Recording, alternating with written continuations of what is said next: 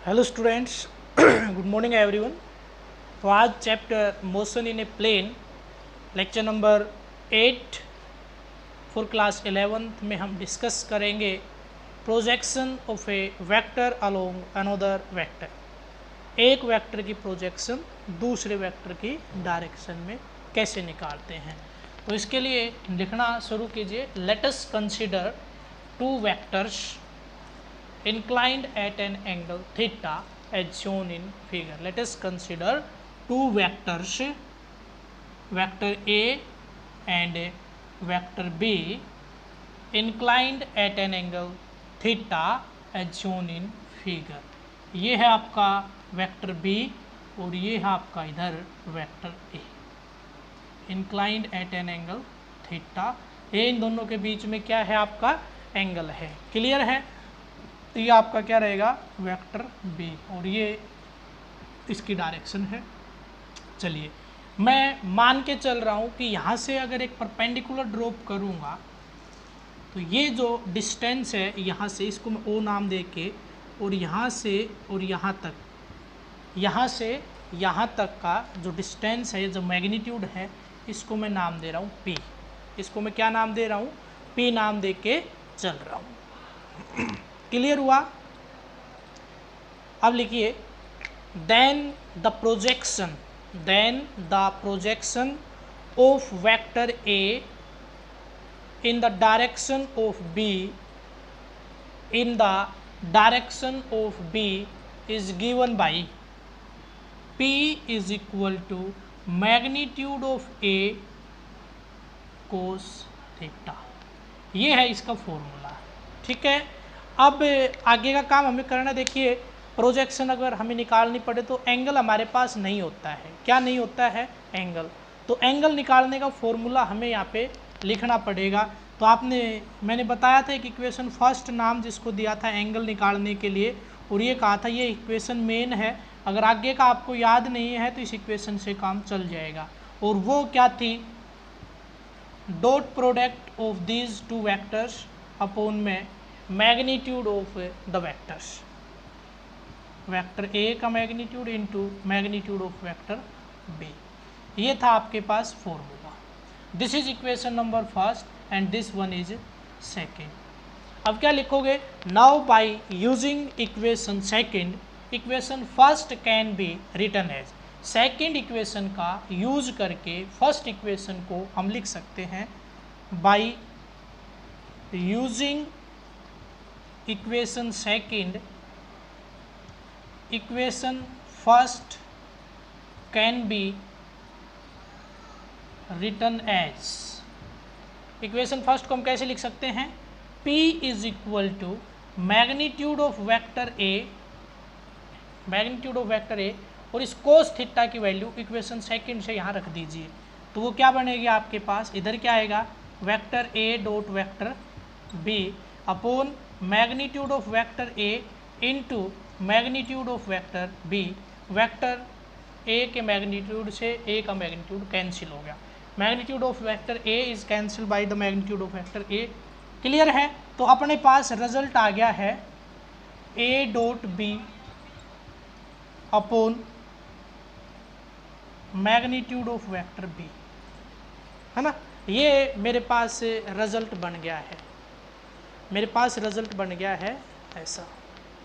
Clear है? Now अब मैं क्या करता हूँ, एक यूनिट वेक्टर की प्रॉपर्टी मैंने बताई थी, उसको यूज़ करता हूँ। आपने पढ़ा था, अगर मैं वेक्टर बी को इसके मैग्नीट्यूड और यूनिट वेक्टर की फॉर्म में रिप्रेजेंट करना चाहूँ तो ये क्या रहेगा, magnitude of vector B into में इट्स यूनिट वेक्टर। अपने पास क्या रहा है, अपने पास आ रहा है vector B upon magnitude of A, sorry magnitude of B. यानी मैं क्या लिख सकता हूँ, इसको भी लिख सकता हूँ वेक्टर ए अपॉन में magnitude of vector B is equal to unit vector B.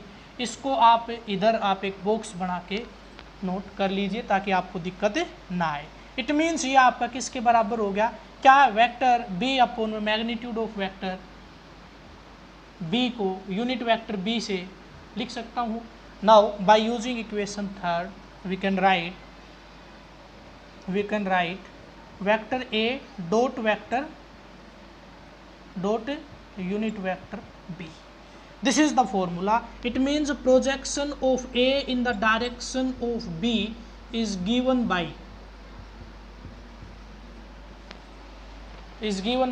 vector A dot unit vector B. ये मेरे पास फाइनल रिजल्ट आ गया. नोट आपको कर लेना है. ये क्या निकाला हमने? Projection of A on B. Similarly, if projection of B on A is given by P dash. If note करिए, इतना करने के बाद आगे नोट कर लीजिए. If projection of B along vector A is given by P dash, then definitely P dash is equal to vector B dot unit vector A. सही बात है या नहीं है? तो बहुत ही आसान सा फॉर्मूला अपने पास यहाँ पे बन गया है. और वो फॉर्मूला आपके पास है कि जिस वेक्टर का प्रोजेक्शन दूसरे वेक्टर के अलोंग निकालना है तो वो वेक्टर खुद तो मल्टीप्लाई एज इट इज हो जाएगा और उसका डॉट प्रोडक्ट किसके साथ करेंगे? Unit vector of that vector along which we find the projection of another vector. जिसके अलोंग हम क्या निकाल रहे हैं? Projection of another vector. इतना क्लियर हुआ? आप अपनी वर्डिंग में लिख सकते हो. आपको लग रहा है कि मैं थोड़ा सा मतलब ज़्यादा यूज कर रहा हूँ वर्ड्स को, तो आप अपनी लैंग्वेज में लिख सकते हो याद करने के लिए. कहीं पे लिख के नहीं दिखाना है. आप इधर लिख लीजिए हिंदी में लिख लीजिए. जिस वेक्टर का प्रोजेक्शन दूसरे वेक्टर के अलोंग निकालना हो उस वेक्टर को एज इट इज या उस वेक्टर का as it is dot product दूसरे वेक्टर के यूनिट वेक्टर के साथ कर देंगे. तो वो क्या बन जाएगा? आपका projection of one vector along another vector. Clear है? ये बात क्लियर होगी. चलिए एक एग्जाम्पल ले लेते हैं. इसी का एक एग्जाम्पल ले लेते हैं. बहुत ही सिंपल सा एग्जाम्पल हम लेके चलेंगे. नोट कीजिए. Find the projection of vector A along vector B. Find the projection of vector in the direction of vector B if vector A is equal to i cap minus 2j cap i cap minus 2j cap plus 2k cap and vector b is 2i cap plus j cap plus k cap and vector b is equal to 2i cap plus j cap plus k cap. ये मेरे पास आपका क्या आ गया है? Formula आ गया है. तो मैं मान लेता हूँ if P is the projection of vector A along the direction of P. If P is the projection of vector A along the direction of vector B, then P is equal to vector A dot unit vector of B. Unit vector of B. तो कुछ बच्चे नए हैं जिनको ये unit vector वगैरह नहीं पता. तो ये यूनिट वेक्टर क्या होता है कि मेरे पास एक वेक्टर बी है, इसका यूनिट वेक्टर निकालना है. तो इसी की डायरेक्शन में एक ऐसा वेक्टर जिसका मैग्नीट्यूड यूनिटी हो, उसको क्या बोलेंगे? इसका यूनिट वेक्टर बोलेंगे. यानी बी की डायरेक्शन में वो वेक्टर जिसका ये मैग्नीट्यूड कितना हो? यूनिटी हो, यानी 1 हो, तो उसको क्या बोलेंगे हम? उसका यूनिट वेक्टर बोल देते हैं. तो बताइए अब हम इसको आगे कैसे सोल्व करें. तो सिंपल सी बात ये है कि अपने पास यूनिट वेक्टर b का निकालने का फॉर्मूला होना चाहिए. तो यूनिट वेक्टर b को निकाल लेते हैं. पहले इस फॉर्मूला में हमें ये चाहिए. ये तो है ही एज इट इज़. इसका डॉट प्रोडक्ट इसके साथ करना है. चलिए कर देते हैं. वी नो दैट अभी जो प्रॉपर्टी यूज की थी, unit vector b is equal to vector b upon magnitude of vector b upon magnitude of vector b. What is the formula for magnitude of vector b? What is the formula for vector b? तो ये होता था आपका b X square plus B Y square plus B Z square under the root. ये आपके पास values given है, ये B x है, ये बी वाई है, ये बी जेड है। तो आपके पास क्या आ जाएगा, magnitude of vector B is equal to 2 का स्क्वायर 4 प्लस 1 प्लस 1, तो कितना आ गया अंडर रूट 6। आपको पूरा करना है, क्या आ गया अंडर रूट 6। तो यहाँ पे क्या लिख दूंगा अंडर रूट 6। तो ये आ गया आपका unit vector B is equal to vector B upon under root 6।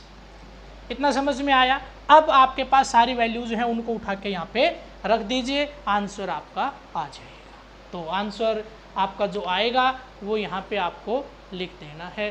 तो क्या करें बताइए, कुछ भी तो नहीं करना है। P is equal to vector A given है, क्या है I cap minus 2 J cap plus 2 K cap. इसका डॉट प्रोडक्ट करना है किसके साथ यूनिट वेक्टर बी, जो कि क्या है vector B upon under root 6। तो वेक्टर बी आपका क्या है 2 I cap plus J cap plus K cap upon under root 6। ठीक है, ऊपर वालों को सोल्व कर दीजिए, ये आप कर चुके हो पहले भी। आई के आगे कुछ नहीं है यानी 1, तो ये 2 इंटू 1 1, ये माइनस और ये आपका प्लस। इधर क्या है आपका माइनस और इधर क्या है प्लस, तो क्या लगेगा यहाँ पे माइनस 1 इंटू 2 कितना आएगा 2। उसके बाद इधर प्लस, इधर भी आपका क्या है इधर प्लस है, तो इधर भी आपका क्या है प्लस, तो यहाँ पे क्या आएगा प्लस 1 इंटू 1 1। क्लियर है, अपॉन अंडर रूट 6। इसको सोल्व करके और आप लिख दोगे तो आपके पास रिजल्ट आ जाएगा। एक बार डॉट प्रोडक्ट जो किया है उसको एक बार आप ज़रूर चेक कर लें, कहीं कुछ छोड़ तो नहीं दिया है। हाँ देखिए ये देखिए 2 इंटू 1 2 इंटू 1 2। हाँ अब सही है। तो ये अगर 2 प्लस 2 4 माइनस 1 4 माइनस 1 सही है क्या, या और कुछ है, एक गड़बड़ और कर दी। ये देखिए इधर क्या है 2 और इधर क्या है 1, तो 2 इंटू 1 ये भी क्या आएगा 2, 2 से 2 कैंसिल। तो P is equal to 2 upon under root 6. This is the projection of vector A along the direction of vector B. This is the projection of vector A along the direction of vector B. तो आ गया होगा समझ में, बहुत easy है। अगर कोई problem रहे तो आप मेरे से डिस्कस ज़रूर करें। नेक्स्ट हम शुरू कर रहे हैं वेक्टर प्रोडक्ट ऑफ 2 वेक्टर्स और क्रॉस प्रोडक्ट ऑफ 2 वेक्टर्स। तो देख लेते हैं उसको भी। तो इसमें आप नोट करना शुरू कीजिए, vector product of 2 vector, that is the heading. और आप क्या करोगे नोट कीजिए, पहले सबसे पहले एक स्टार पॉइंट लिख लीजिए। Vector product of 2 vectors, vector products of 2 vector, vector product of 2 vectors is also known as cross product of vectors, is also known as cross product of vectors, is also known as cross product of vector. उसके बाद ऐसे double inverted coma को शुरू कीजिए, यानी इसके अंदर हमें स्टेटमेंट लिखनी है। नोट कीजिए, the cross product of 2 vectors, the cross product of 2 vectors is a single vector, is a single vector whose magnitude is equal to the, whose magnitude is equal to the product of the magnitudes of, product of magnitudes of 2 given vectors multiplied by the sign of, SINE, sign of the smaller angle between given vectors, smaller angle between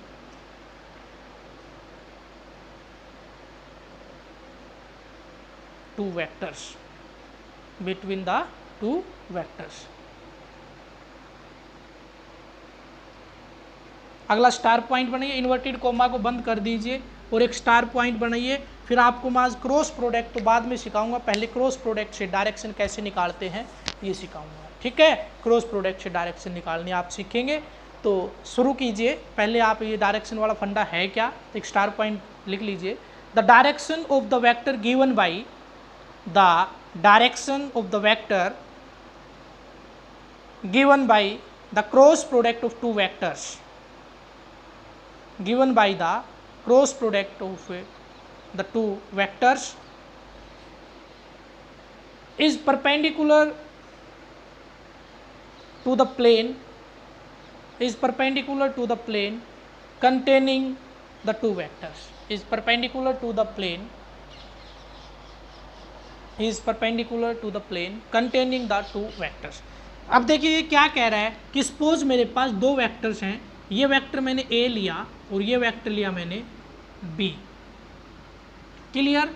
इन दोनों के बीच में smaller angle कौन सा रहेगा? कई बार क्या होता है कंफ्यूजन के लिए वो क्या कर देगा, ऐसे दे देता है ये मेरे पास वेक्टर ए है और ये मेरे पास वेक्टर बी है, और वो कह देता है कि ये जो एंगल है ये है थीटा और ये जो बच गया ये बच गया आपका 180 माइनस थीटा, ऐसे है।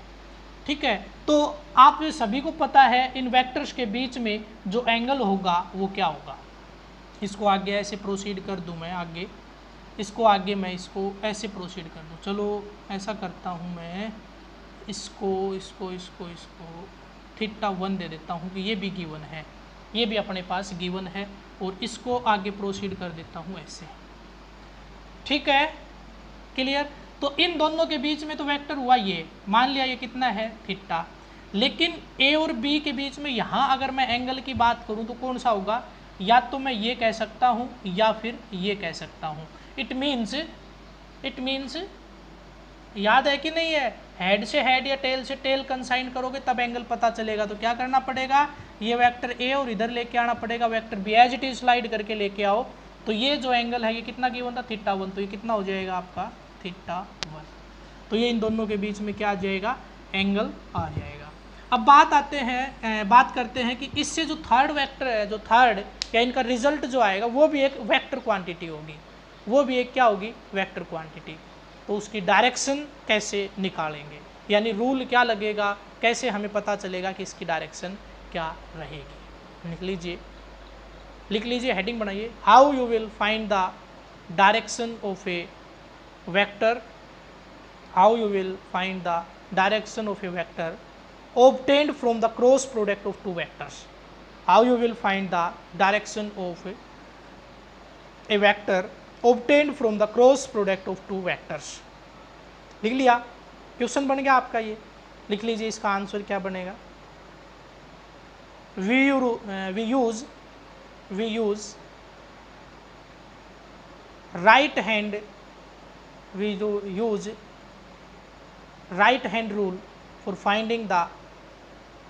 use right hand rule for finding the direction of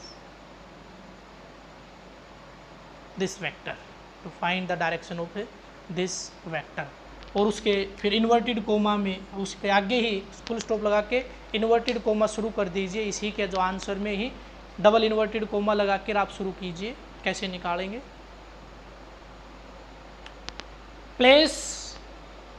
place the fingers, place all the fingers of our right hand, place all the fingers of our right hand, पहले नोट कर लीजिए, समझा दूंगा मैं। place all the fingers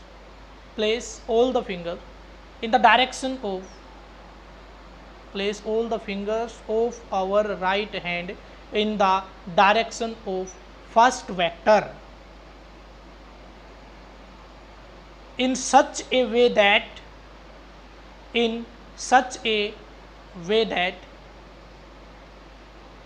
the curl of finger moves towards or goes towards the second vector through the smaller angle,